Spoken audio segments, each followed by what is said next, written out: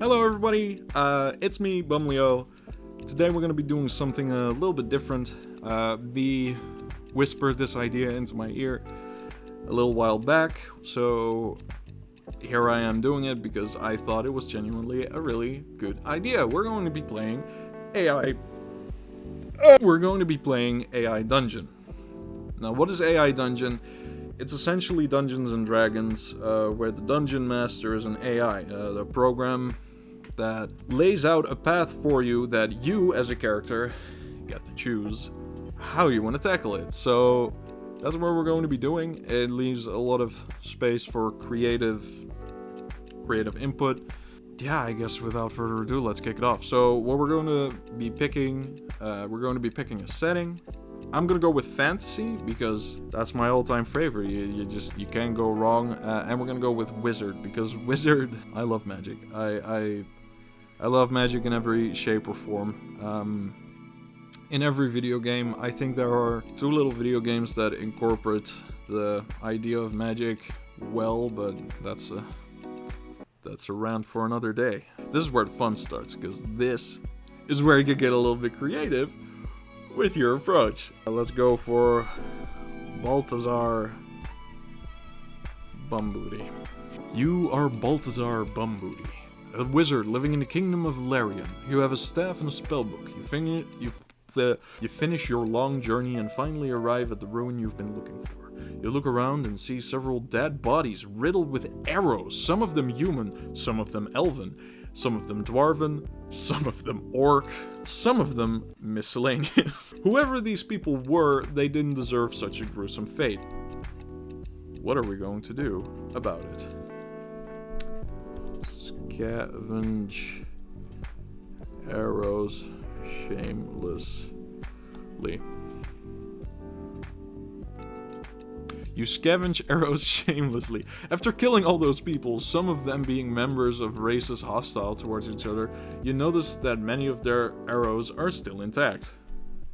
Take arrows. You take arrows. You take several arrows, loading them into your crossbow. I don't have a crossbow. It said that I have a staff and a spellbook. Apparently, this wizard is packing heat. You take several arrows, loading them into your crossbow. After all, if someone attacks you, it'll be useful to defend yourself, right? Yeah. I mean, you're not wrong. So, investigate bodies. Investigate the bodies. After looting the bodies of anything valuable, which isn't much, some of them wearing amulets, you notice one body which is slightly different from the rest. It's wearing an iron ring. So the guy was married. Is that weird? All right. Okay. Yeah. Sure. Take the ring. Look at ring. Investigate ring. You investigate the ring. After taking off the ring, you realize that this body isn't one of the ones lying around on the ground. It's still alive! Oh my god, it's still alive! Cast Fireball 69 times. You gotta play it realistically. So, you cast Fireball 69 times while screaming. The blast engulfs the man, burning away his flesh and turning his bones to ash. You stand there, breathing heavily when suddenly there's a loud noise. Alright, listen. Alright, suddenly there was a loud noise. You turn around and see another man with an iron ring on his hand. He pulls it backwards, sending out a powerful shockwave at you. Dude, what do you do? I mean, what everybody in this situation would do, I guess. You flail about, screaming like a little girl with pigtails. You feel an incredible pain all over your body, burning away your flesh and turning your bones to ash. Jesus fucking Christ! You feel an incredible pain all over your body, burning away your flesh and turning your bones to ash. Become skeleton. You become bones, which are scattered by another powerful blast of fire. This time, however, you are not destroyed. Wasn't I dead after the first blast? That is really the question that I want to be asking right now. How did I survive after the first blast? If the first blast destroyed me. You were not destroyed, but instead left severely burned all over, looking like a skeleton. What would be the best course of action here? Shoot a man with crossbow. You load up your crossbow with an arrow, aiming it at a man who shocked you. You pulled back the bowstring. Shoot it. Go for it. Kill. Only to remember that you don't have any arrows left.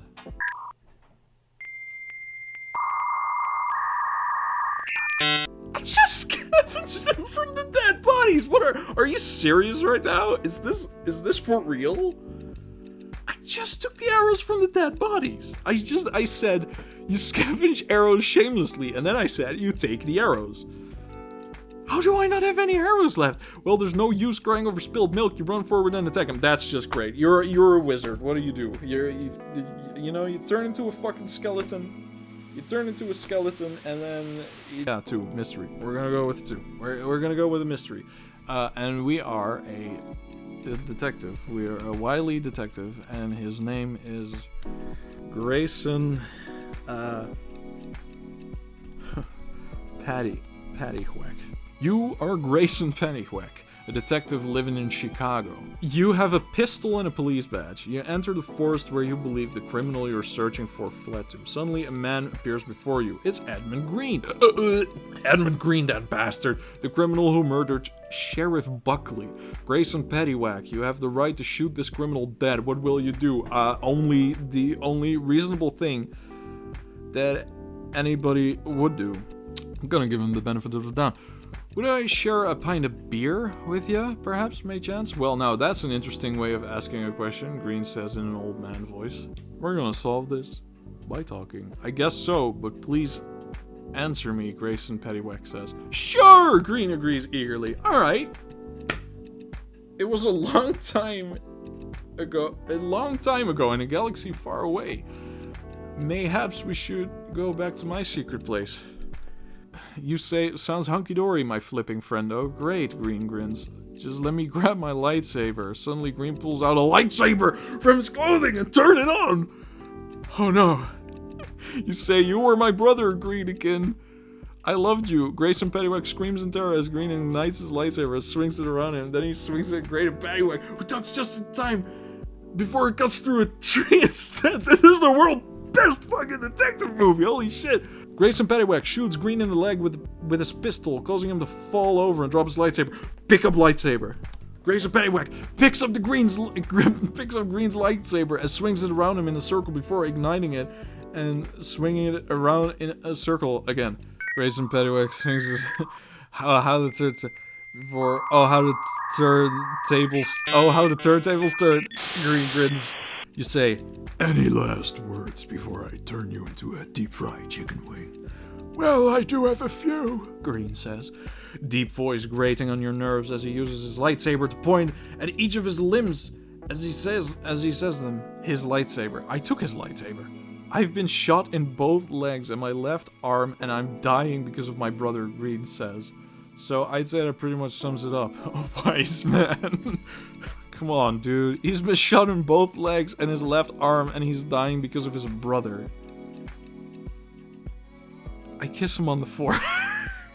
I kiss him on the forehead. Green grins weakly at you. I knew I could count on you, Green grins. Green grins weakly at you one last time before closing his eyes and letting out a deep sigh. No! And with that, Green Paddywhack dies in your arms, having outlived both himself and his brother by nearly 3 decades. Wow. Alright. Story isn't over yet, though. You sit in a pub, surrounded by people who don't know your pain. Your heart heavy as you struggle to breathe. A man sits next to you in uniform, holding a mug of ale. Hi. Sup, Papa Brett? Sup, Papa Brett? You say. Hi, he says, smiling. Are you alright? No. Pity, he says, putting his mug down on the table. I was hoping to get a rise out of her. Who? Yeah, who? Your sister, he says, smiling knowingly at you as he takes a sip of his ale, but she's not here, is she? No, you say no, but I sure as hell am, you big, strong hunk of man. He chuckles, putting his mug down again. Ah, yes, he says, smiling at you knowingly again. I suppose you are. He takes another sip of his ale before smiling knowingly again. How about we take this conversation back to my... How about we take this conversation back to my place? He smiles, holding your gaze for a moment before nodding. You smile back, standing up and holding out your hand. He smiles again, standing up and taking your hand. The two of you lay entwined in each other's arms, both spent but too happy to care. As the sun rises over the horizon, that was amazing. Shit, baby, I know, right? He laughs, kissing you softly on the lips. You're amazing, he says, kissing you again. I don't deserve you. Well, I don't deserve this. What do you mean, baby bear? He sighs, running his fingers through your hair as he holds you close against his body. You're too good for this world. I want to send you away. Babe. Bro. What do I say? What do I say to this? I mean, we could go and get married.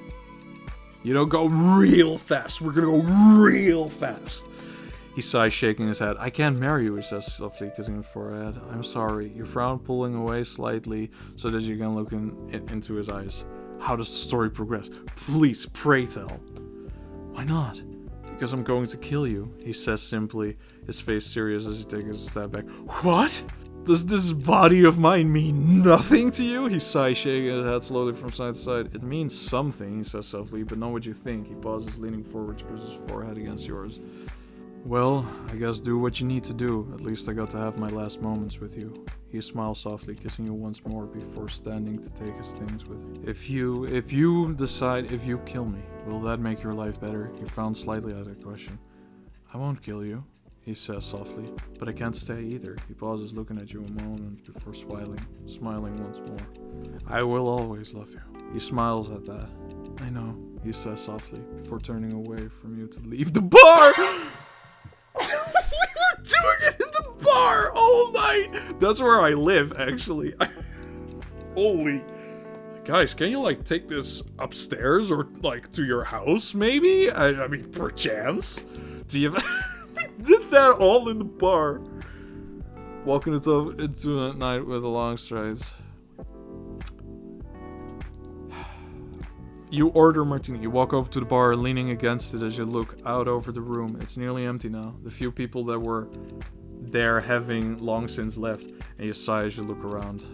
You say, bartender, tell me, have you ever seen a sadder sack of shit than me? The bartender, a middle-aged man with a thick Southern American accent, appears from behind the bar, grinning from ear to ear as he makes his drink.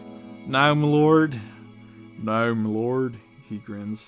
You say, well, okay, that makes sense, seeing as I rode a man all night in your establishment. He chuckles, shaking his head. A man? No, milady, he says, shaking his head. A giant ogre-worshipping beast of burden. Ah. You're getting high on your own supply, aren't you? He grins again as he mixes your drink before handing it to you. I'll be with you shortly, he says, softly, winking as he goes back behind the bar. Ooh, we're getting frisky, dude. This has been going on too long, but I'm so invested. I'm actually invested in this fucking story that I've created. I really am invested in this. Oh, it's sad. It's really sad, but it's great. Anyway, thank you so much for watching. Stay healthy, stay happy, and don't be like a Grayson Paddywhack, or actually don't be like a Green Paddywhack, because he died from a broken heart. That's the only thing I can imagine. I mean, no way, I shot him. Okay, he died from a bullet, so don't do that. Don't do that. Don't do that. Don't get shot by a bullet and die. Yeah, alright, okay.